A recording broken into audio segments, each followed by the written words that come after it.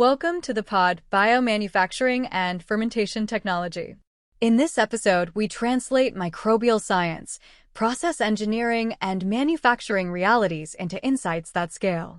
When you picture a factory, you probably imagine smokestacks, right? Yeah. Like conveyor belts, maybe some sparks flying from welding robots. Right, yeah. That classic industrial age image, assembly lines stamping out car parts or packaging consumer goods. Exactly. It's loud, it's mechanical, it's made of steel and concrete. Yeah. But right now, there is a total transformation happening in the things we eat and, well, the things we put on our skin, too. It really is a complete paradigm shift. Yeah, because if you step into the factories of the future, you aren't going to see sparks or conveyor belts. You're going to see massive, silent, stainless steel vats. And inside those vats, the workers aren't robots.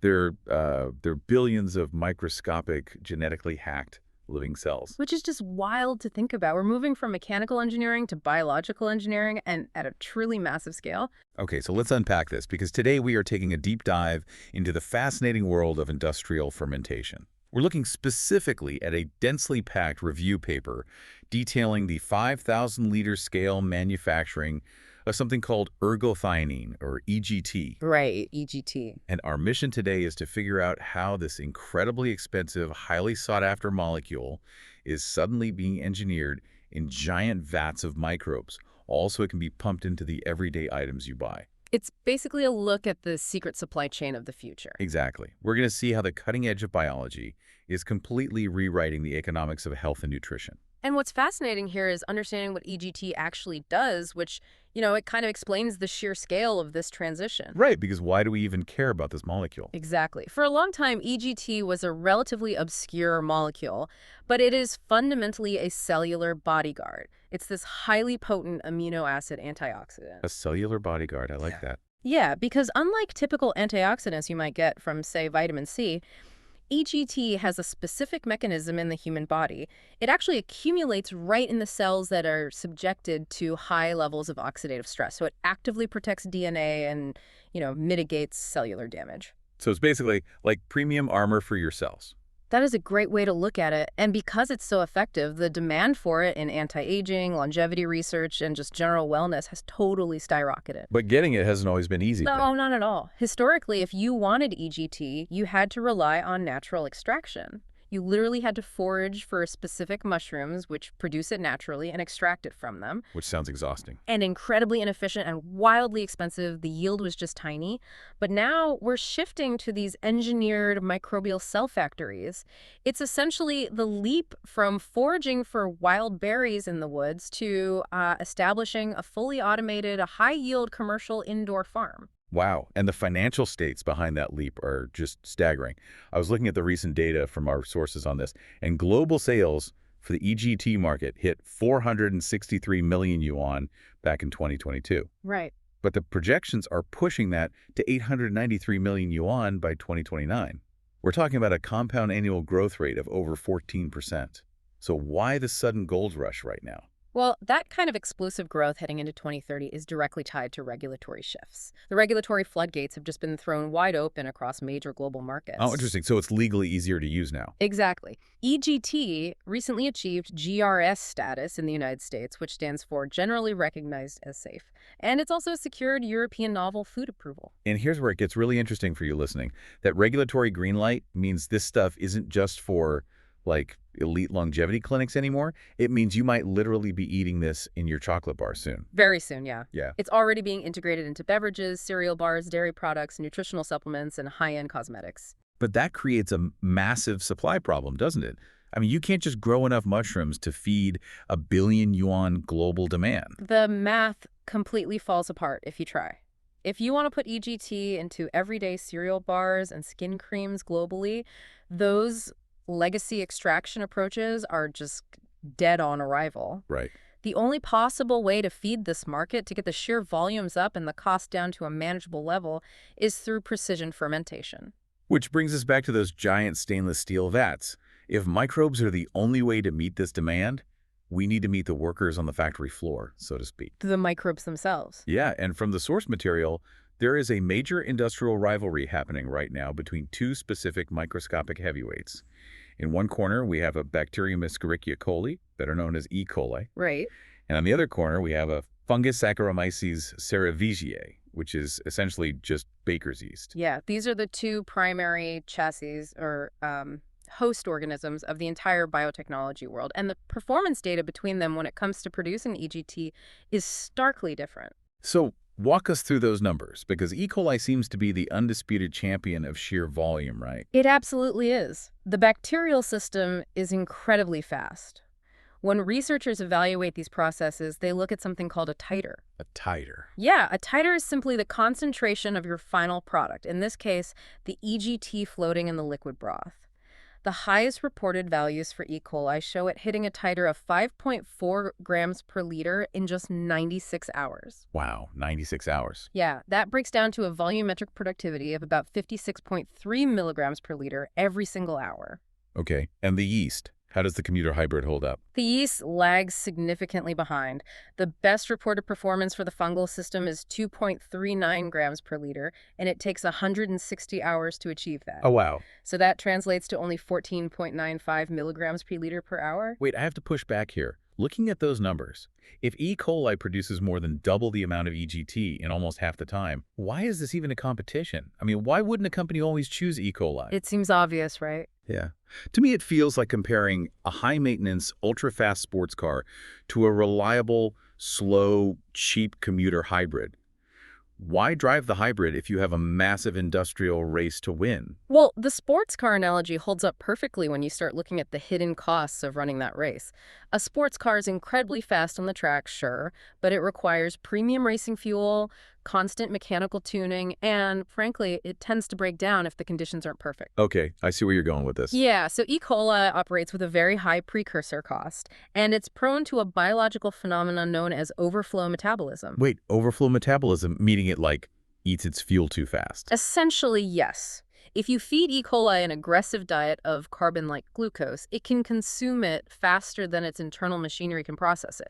When that happens, it kind of panics and starts producing acetate as a byproduct. And acetate is bad, I assume. Very bad.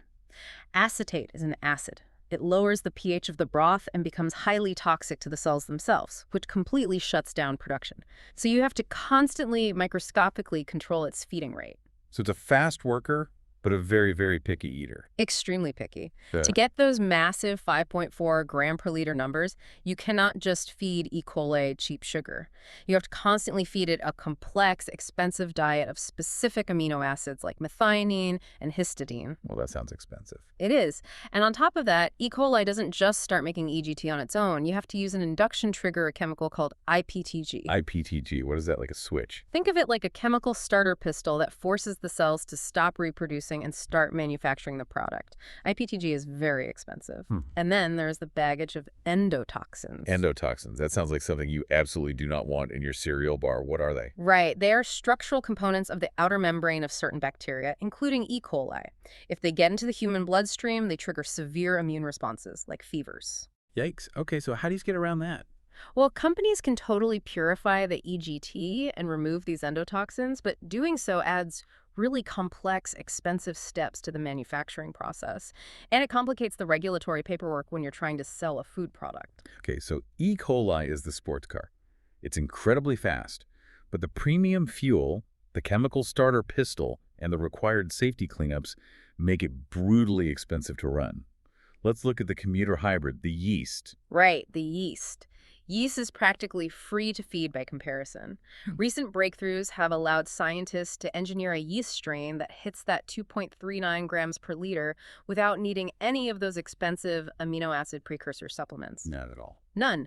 It runs on a simple, controlled diet of minimal medium and glucose as its sole carbon source, maybe with a little pantothenium, which is just vitamin B5 to help its metabolism along. That's amazing. And plus, baker's yeast has a centuries-long, incredibly safe history in human food. It already possesses that friendly food-grade reputation that consumers trust. So the race isn't just about pure speed. It's about how much money and effort you had to spend on gas and mechanics just to get to the finish line. Exactly. Which brings us to a huge question. How do scientists actually get these natural cells to manufacture this complex molecule in the first place? We mentioned earlier that they're hacked, but what does that actually mean at a biological level? The technological advances here are what make this entire industry possible. It starts with something called pathway engineering. You can think of biosynthesis as an incredibly tiny assembly line inside the cell. Okay, an assembly line. I'm picturing it. Right. To build an EGT molecule, you need a coordinated sequence of enzymes. Each enzyme is like a worker at a station on the assembly line, taking a molecule, modifying it, and handing it to the next worker. So how does the E. coli assembly line work? Yeah. Because it doesn't naturally make EGT, Oh, right? no, it doesn't. So scientists had to borrow an assembly line from a different bacterium, Mycobacterium smegmatis. They essentially insert the genetic blueprints for a 5-enzyme pathway into the E. coli. 5 enzymes, so 5 workers. Yes. These enzymes are labeled EGT through EG2E. It is a highly complex assembly line, and it requires tricky mineral support, specifically iron and pyridoxal phosphate, just to keep certain enzymes on the line functioning properly. 5 stations on the assembly line to get the job done. That sounds complicated. But the yeast does it differently. Very differently. Fungal systems use a much simpler, more elegant architecture. It's a bifunctional system that relies on just 2 main enzymes, EG1 and EG2. Only 2. Yeah. And because this pathway is shorter and less demanding, scientists were able to engineer the yeast to become entirely precursor independent. Meaning the yeast synthesizes its own raw materials from scratch, rather than needing the factory manager to pour expensive amino acids into the vat. Exactly. It builds the product from the ground up using nothing but cheap sugar. That precursor independence is a massive cost saver. But there's another biological hack in the source paper that I think is even wilder: transporter engineering. The scientists are actually modifying the outer walls of these cells to make them spit the EGT out into the liquid they're floating in. Yes, increasing the extracellular accumulation. This is huge. Researchers have successfully tweaked E. coli to release over 93% of the final product extracellularly, and the yeast has been pushed up to 59% in early iterations. Okay, so what does this all mean for you listening? Let's go back to our factory analogy. Imagine you build a state-of-the-art manufacturing facility. You have billions of microscopic workers inside building perfectly crafted EGT molecules. Right. But there's a fatal flaw in the architect's design. There are no doors. No doors at all. Exactly. The workers build the product, but they keep it locked inside the factory walls. For you, the owner, to get the product to sell, you have to literally demolish the entire building, sift through the rubble of the bricks, the shattered glass, and the machinery, just to extract the goods. That's what it's like when the EGT stays intracellular. It is a logistical nightmare. When you have to mechanically or chemically break open or lyse billions of cells, you release all of their internal proteins, their DNA, and all their cellular junk into the liquid mix. That's a total mess. An absolute mess. And then you have to try and separate your tiny EGT molecules from that massive soup of debris. But transporter engineering is like finally installing a loading dock on the factory. The workers finish the product and just slide it right out the door into the surrounding broth. The factory stays entirely intact, and you just collect the pristine boxes sitting outside. That loading dock is the absolute secret to modern profitability in industrial fermentation. When the product is pushed out into the broth, your downstream processing becomes exponentially easier. You don't have to demolish the building. Right, you just clarify the liquid. Exactly. You use standard centrifugation, which just spins the liquid really fast to push the heavy, intact cells to the bottom, or simple microfiltration, and you are left with a relatively clean liquid containing your product. You skip the rubble sifting entirely. Right. And if you have to sift through the rubble, you usually have to use chromatography. Chromatography is an incredibly expensive, slow molecular sorting process. By avoiding that, every single percentage increase in extracellular release directly lowers your ultimate cost of goods. Which perfectly sets up the next major hurdle in this entire endeavor. Because hacking these cells, getting them to use cheap sugar, and installing biological loading docks in a tiny little glass flask on a laboratory bench is one thing. So it's completely different from the real world. Exactly. Running a commercial plant that supplies the globe is a totally different beast. So let's talk about the 5,000-liter reality check. Scale-up is literally the graveyard of biological engineering, going from a controlled, tiny laboratory beaker to a 5-kiloliter industrial vat introduces physics and fluid dynamics that you simply don't experience at the small scale. 5,000 liters. Yeah. I mean, think about the physical size of that. That is the size of a small tanker truck. A tanker truck filled with a bubbling biological soup of rapidly metabolizing organisms. Wow. The physical challenges are wild. You have sheer stress, right? Yeah, because you have to agitate and stir this massive tank. The physical force of the liquid can actually tear the delicate microbes apart if you're not careful. And you have oxygen transfer issues because the microbes at the bottom of the tank need to breathe just as much as the ones at the top. And then there's the heat. The heat generation is immense. When you have billions of E. coli multiplying and eating at top speed, their metabolism generates a tremendous amount of thermal energy. If you don't aggressively cool that giant vat, they will literally cook themselves to death. Wow. Managing a system like this requires a beautifully orchestrated, multi-stage process. You don't just dump a handful of hack cells into a tanker truck of sugar water and hope for the best. The sheer environmental shock would kill them instantly. So how do you actually raise an army of billions of microbes without killing them? It is a gradual, highly controlled escalation. You start with a master vault, a highly protected strain and cell bank. Your genetically hacked microbes need to be perfectly stable. You can't have them mutating or forgetting their genetic programming. Makes sense. From the vault, you move a small sample into a seed train. Kind of like a nursery. Exactly like a nursery. You wake them up gently in progressively larger tanks. You let them acclimatize to the environment without physiologically stressing them.